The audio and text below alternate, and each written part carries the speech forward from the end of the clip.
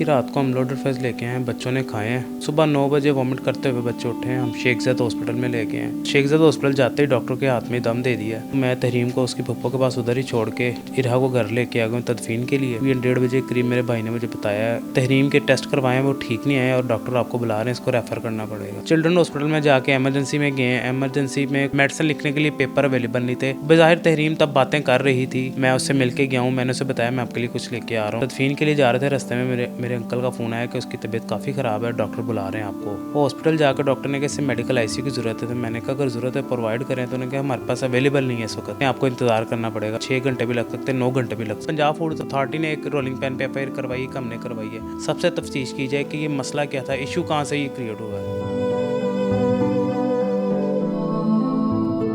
नाज़रीन, मैं इकरा फ़ारूक, सुनो न्यूज़ की जानिब से।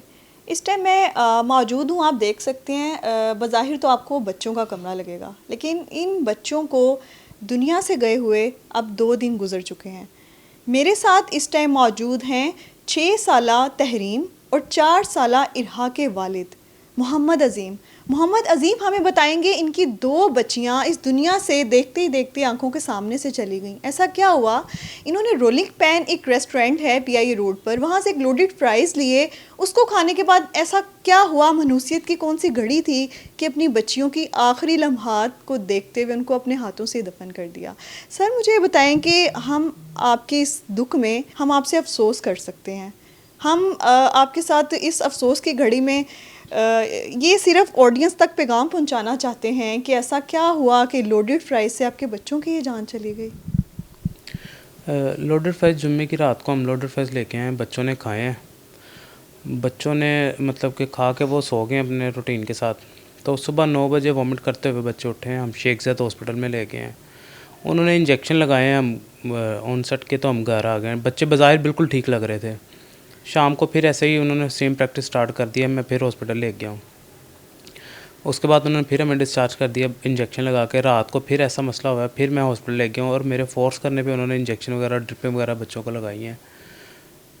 तो हम डिस्चार्ज होकर घर आ गए हैं। तो संडे वाला दिन ठीक गुजरा, बच्चे बेड पे ही रहे हैं। वॉमिट वगैरह तो नहीं कर रहे थे, बच्चे बेड के ऊपर ही थे। मतलब कि जो उन्होंने मेडिसिन लिख के दी थी वो मैं उनको मेडिकेशन कर रहे थे बच्चों की। बड़े बच्चे ने, मोहम्मद हाशिर ने, तो खाना पीना सैटरडे से स्टार्ट कर दिया था। मतलब कि उसने योगर्ट लेना शुरू कर दिया था, बनाना खाने शुरू कर दिए। उसके बाद बच्चे निढाल रहे हैं, वैसे लेटे रहे हैं। तो मंडे मॉर्निंग को मेरी मिसेज़ ने बताया कि एक बेटी की, सबसे छोटी बेटी रहा, की तबीयत कुछ ठीक नहीं लग रही, तो इसे हॉस्पिटल ले जाएं। तो मैं उसे हॉस्पिटल लेके गया हूँ। तो मेरी बड़ी बेटी ने भी बताया कि मेरे भी पेट में दर्द हो रहा है, तो मुझे भी साथ ले जाएं डॉक्टर के पास। लेके गया हूँ तो छोटी ने, इरहा ने, डॉक्टर के हॉस्पिटल, शेखजाद हॉस्पिटल जाते ही डॉक्टर के हाथ में दम दे दिया।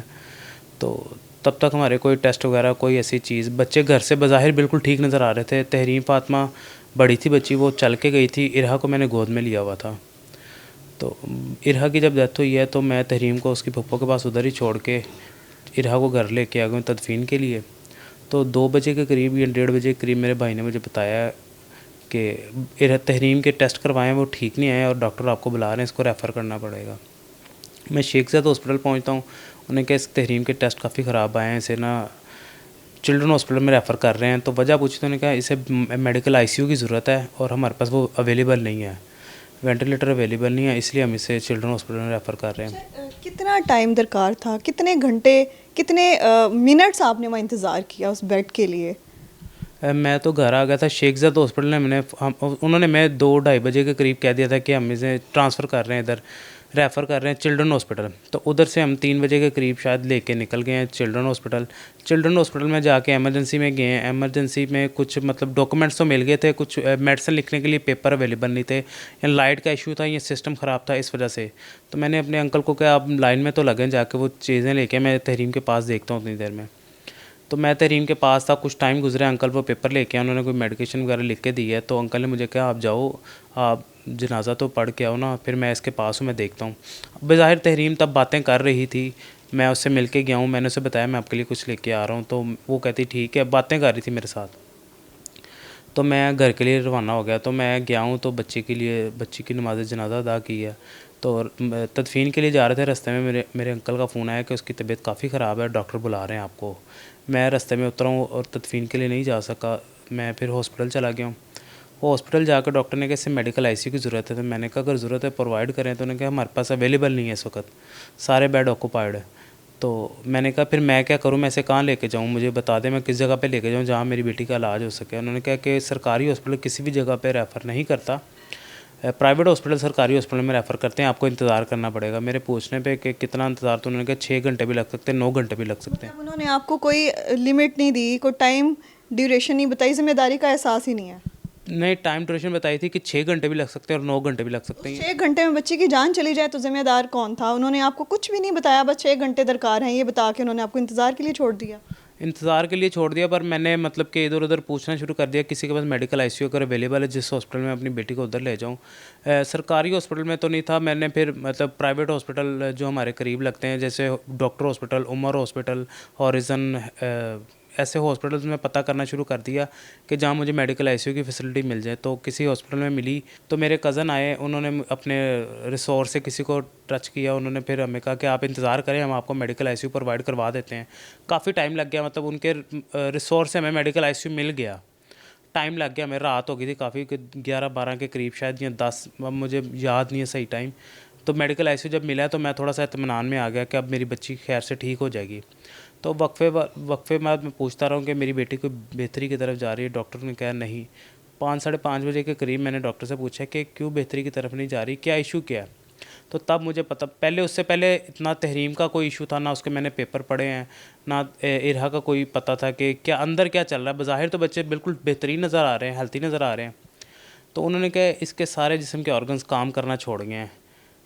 मैंने वजह पूछी तो उन्होंने कहा इसके जिस्म में एसिडिटी बहुत ज़्यादा हो गई है। कोई बैक्टीरिया ग्रो कर रहा था बॉडी में?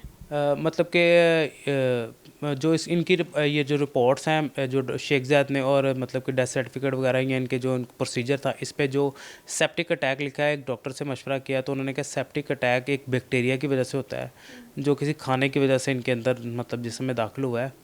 तो बैक्टीरिया के इतनी ज़्यादा जो बैक्टीरिया है, अगर इस पर मतलब मौके पे इस पर काबू ना पाया जाए तो ये इस पर कोई भी एंटीबायोटिक असर नहीं करती, जिसकी वजह से इन्हें सेप्टिक अटैक आया और जिस्म के सारे ऑर्गन्स काम करना छोड़ गए और 7-7:30 बजे के करीब तहरीम ने भी दम तोड़ दिया। सर, आपकी दोनों बच्चियां दुनिया से चली गई हैं, आपने अभी तक कोई एफआईआर करवाई रोलिंग पैन के लिए, या आपने चिल्ड्रन के ख़िलाफ़ किसी तरह की कोई एफआईआर कानूनी कार्रवाई की है आपने? स्टार्ट में तो हमें मतलब इतनी समझ नहीं थी कि क्या करना चाहिए, हम तो खुद शौक में थे, सदमे में थे कि क्या होगा। अभी मतलब कि हमने रोलिंग पैन रेस्टोरेंट पे एफआईआर करवाई हुई है, उन्होंने उनकी टीम को पकड़ा हुआ है। सर, पंजाब फूड अथॉरिटी की जानिब से आपके साथ ताउन किया गया? जी, ताउन किया गया। उनके बदर रमीज़ साहब आए थे, उन्होंने मतलब कि पंजाब फूड अथॉरिटी ने एक रोलिंग पैन पे एफआईआर करवाई, एक हमने करवाई है।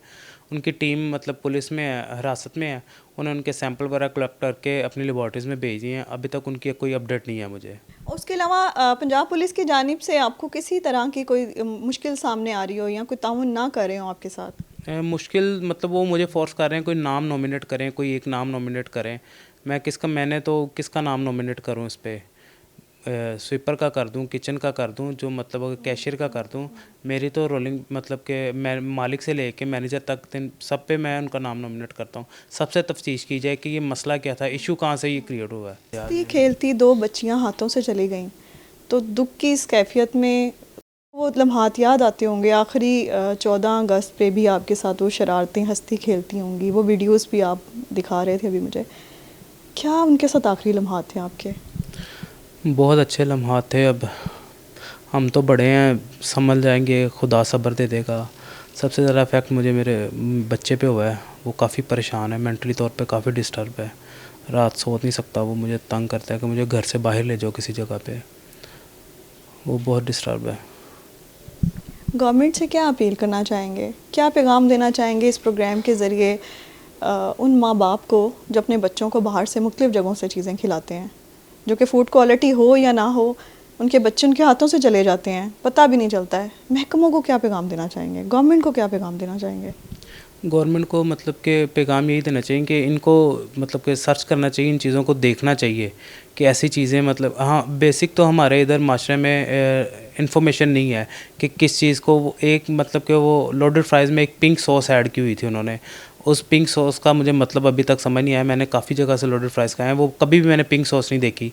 वो कैसे तैयार हुई, या उसको मतलब कि किसी चीज़ के बनाने से या उसके बेक करने से ख़राब हो सकती है वो कोई सॉसेस, कोई ऐसी चीज़ जिसकी वजह से वो बैक्टीरिया पैदा हुआ है। मतलब हम ऐसे ऐसे लोगों को भी काम पे रख लेते हैं जिनको इस बारे में कोई इन्फॉर्मेशन नहीं होती, देख देख के उन्होंने काम सीखा होता है, कोई ऐसा इनके पास कोई डिग्री नहीं होती। हालांकि इनके पास ये डिग्री होनी चाहिए। फूड अथॉरिटी हर बंदे को लाइसेंस दी जा रही है, इतने पीआईए रोड पे रेस्टोरेंट्स हैं। ये रोलिंग पैंग छोटा रेस्टोरेंट नहीं था, एक नामवर रेस्टोरेंट है, इसकी ब्रांचेज़ हैं काफ़ी। अब बंदा बच्चों को कहाँ लेके जाए, बच्चे तो ज़िद करते ही हैं, माँ बाप क्या करें। सर, हमें ये भी इन्फॉर्मेशन आई है कि जब इस रेस्टोरेंट पे पंजाब फूड अथॉरिटी की टीम आई तो बज़ाहिर बहुत गंदा रेस्टोरेंट था। आप इस हवाले से क्या कहेंगे? किचन के हवाले, किचन तो मैंने देखा नहीं था, मतलब कि बाहर से इसकी डेकोरेट अच्छी थी। मतलब कि हम इसी पेरेंट्स यही कहते हैं कि यार एक अच्छा रेस्टोरेंट है, साफ़ सुथरा है, तो इनकी चीज़ें भी मियारी होंगी। अब अंदर मियारी चीज़ों के, मियारी दुकान के अंदर भी ऐसी चीज़ें हैं कुछ, तो इसमें बंदा क्या करे। आपने मोहम्मद अज़ीम की तमाम गुफ्तगू सुनी है। ये वो बेबस बाप है जिसके हाथ में 2 बच्चियां जो हैं खेलती हंसती मुस्कुराती दम तोड़ गई हैं। ये तकलीफ़ की उस घड़ी में है कि बात करते भी इनकी आंखों में आंसू आ रहे हैं। पूरी ज़िंदगी ये अपनी बच्चियों को इसी तरह याद करेंगे और सवालिया निशान है। मैं अपने इस प्रोग्राम के ज़रिए गवर्नमेंट को ये पैगाम देना चाहूँगी, ये रिक्वेस्ट करूँगी और ये अपील करूँगी कि ऐसे मामलात के ऊपर नज़रसानी की जाए।